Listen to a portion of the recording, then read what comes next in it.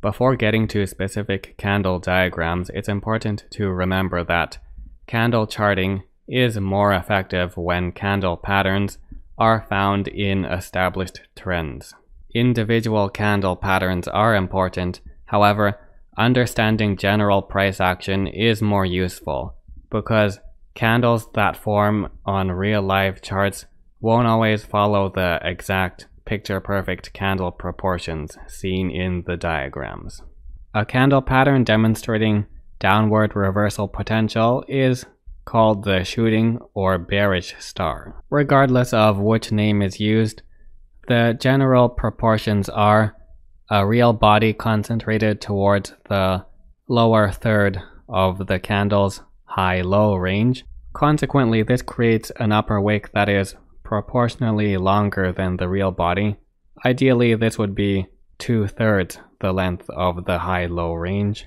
The resulting outline does resemble the name shooting star quite well, as the real body is similar to a falling meteor with a long trail behind it.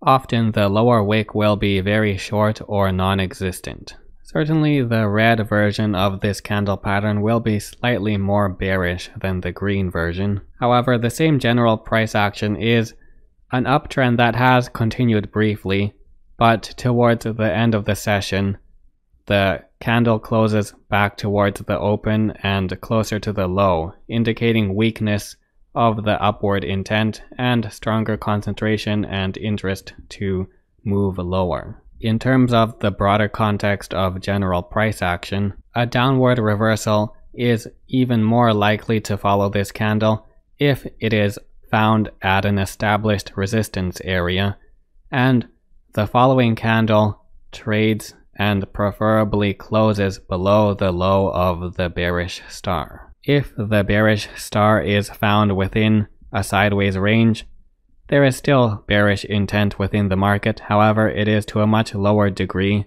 and the certainty of further downward movement is less probable compared to the context where this is found at an established resistance within an existing uptrend. Another variation of this candle pattern is the inverted hammer.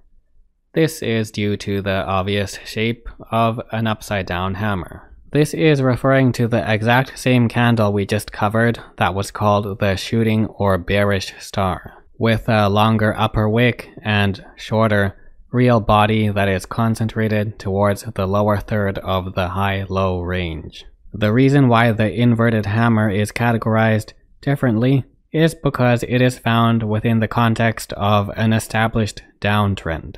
The formation of this candle shows intent in the market to reverse the existing downtrend. Initially, there is success from the open to the high, but towards the end of the session for the particular candle, there is a retreat back down to lower prices, closer to the open and the low. Therefore, there is bullish intent to take price higher and reverse the influence of the downtrend. For increased chances of an upward reversal, it is best to see the inverted hammer falling towards an established support area, and to see the next candle immediately trade above the inverted hammer's high and eventually close above it. These factors contribute to the weakening of the downtrend and a greater bullish advantage.